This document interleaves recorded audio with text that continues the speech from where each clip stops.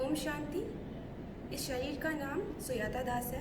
आज मैं प्रभु रत्न कॉन्टेस्ट के आधार पर हुए स्टोरी टेलिंग कंपटीशन में एक कहानी सुनाने जा रही हूँ जिसका नाम है अंतर्मन का आईना। कहानी की शुरुआत ऐसे होती है कि कुछ समय पहले तो शहर की भागदौड़ से दूर एक पहाड़ी के बीच में एक वैल्यू एजुकेशन और माइंडफुलनेस का रिट्रीट सेंटर था, जहाँ पे देश भर से जितने भी युवा हैं सब माइंडफुलनेस, स्पिरिचुअल नॉलेज और पीस ऑफ माइंड की तलाश में जाते। वहीं पर एक स्टूडेंट थी जिसका नाम था आंचल। आंचल एक तेज़ तर्रार, करियर ओरिएंटेड और साथ ही आदर्शवाद थी। वहाँ पर उसे बहुत अच्छा लगा और वहाँ के गुरुजी को उसने अपना लाइफ कोच मान लिया।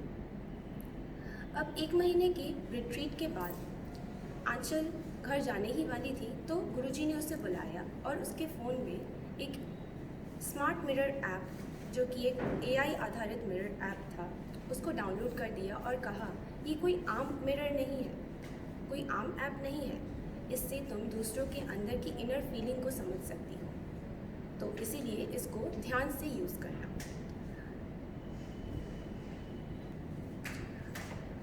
आंचल बहुत प्रभावित हुई।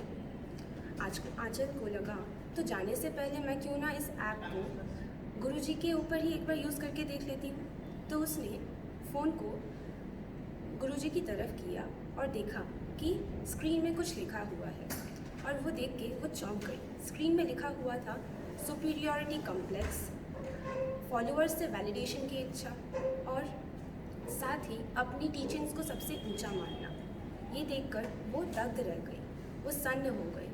उसने सोचा कि मैं जिसको अपना आइडियल मानती हूँ, मैं जिसको अपना लाइफ कोच मानती हूँ, लाइफ गाइड मानती हूँ, उनके अंदर ऐसी इच्छा।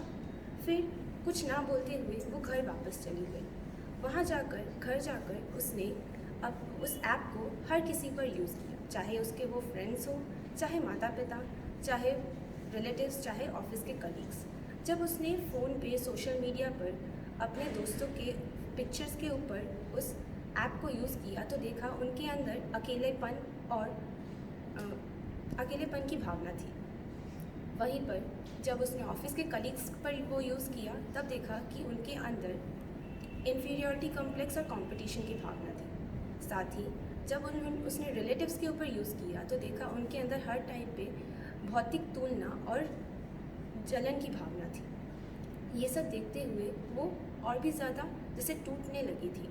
जब उसने अपने माता पिता पर इस ऐप को यूज़ किया तो देखा उनके अंदर भी कुछ ना कुछ भावना थी जो उसको देखकर और भी ज़्यादा टूट गई थी, जो था डर, बुढ़ापे की चिंता और साथ साथ आंचल के ऊपर किए हुए त्याग की भावनाएं। ये सब देखकर और उससे रहा नहीं गया। उसे ऐसा लगा जैसे पूरी की पूरी दुनिया ही डबल माइंडेड है, फेक है। उसके अंदर से जैसे सबसे भरोसा ही उठ गया था। ये सब देखते हुए और उससे रहा नहीं गया, वो फिर से रिट्रीट सेंटर चली गई। वहाँ जाकर वो अपने गुरुजी के सामने जैसे फूट कर रोने लगी। उसने कहा, गुरुजी, आपने जो ऐप दिया है इसने तो जैसे मेरी दुनिया ही उजाड़ दी है, अब मैं क्या करूँ? तो गुरुजी ने कहा, आंचल, तुमने इस ऐप को अपनी तरफ यूज़ किया था? तो आंचल ने कहा कि नहीं गुरुजी। तो गुरुजी ने कहा, तुम ब्लेम मोड में ऐसा चली गई थी कि तुमने उस ऐप को अपनी तरफ यूज़ करने के बारे में सोचा ही नहीं था। ये सुनते ही आंचल ने ऐप को अपनी तरफ किया, सेल्फ मोड पे डाला और फिर देखा कि स्क्रीन में कुछ लिखा है। वो देखकर वो और भी ज़्यादा चौंक गई। स्क्रीन में लिखा हुआ था कि उसके अंदर की भावनाएं क्या क्या है। उसमें था कि वो प्रमोशन चाहती थी करियर में, साथ ही वो दूसरों से परफेक्ट रिलेशन की भावना रखती थी, इत्यादि इत्यादि। ये सब देखते हुए वो और भी ज़्यादा दुखी हो गई तो और कहा, गुरुजी, अब मैं क्या करूं? तो गुरुजी ने कहा था कि मैंने तुम्हें ये ऐप दिया था ताकि तुम सेल्फ रियलाइजेशन कर सको, ऐसे नहीं कि तुम दूसरों के जज बनो। लेकिन तुमने क्या किया? तुम दूसरों की जज बनकर तुमने दूसरों के दोष देखना शुरू किया, और जब भी तुमने दोष देखना शुरू किया तो दूसरों से भरोसा तुम्हें अपने आप ही उठने लगा। तो उसने कहा कि गुरुजी, आपने सही कहा। तो गुरुजी ने कहा कि हम अगर दूसरों के दोष देखेंगे तो दूसरों से भरोसा ज़रूर उठेगा, लेकिन हमें अगर दोष देखना ही है तो उसके साथ साथ हमें उसको करुणा से, क्षमा से और संतुलन से देखना है, नहीं तो उनके अंदर की इंसानियत ही हम नहीं देख पाएंगे।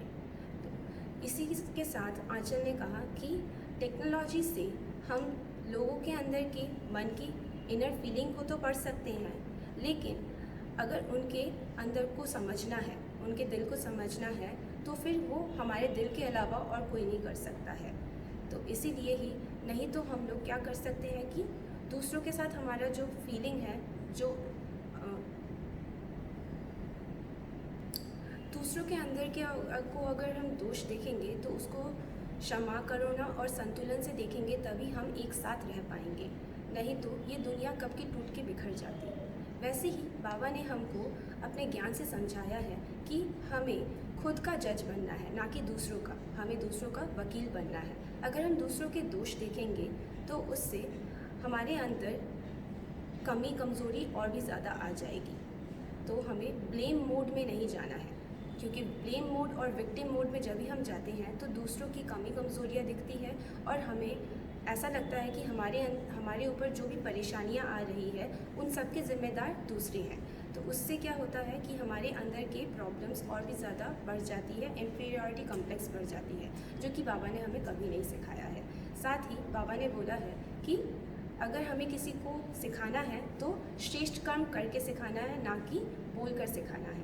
इसीलिए हमें अगर किसी को बताना भी है कि हाँ क्या करना है, नहीं करना है, तो उसके लिए भी हमें श्रेष्ठ कर्म करके दिखाना है, साथ ही सेल्फ रियलाइजेशन के साथ करना है। इसी के साथ मैं एक गाना की 2-3 पंक्तियाँ गाना चाहती हूँ। आईना साफ किया, साफ नज़र में आया, आईना साफ किया, साफ नज़र में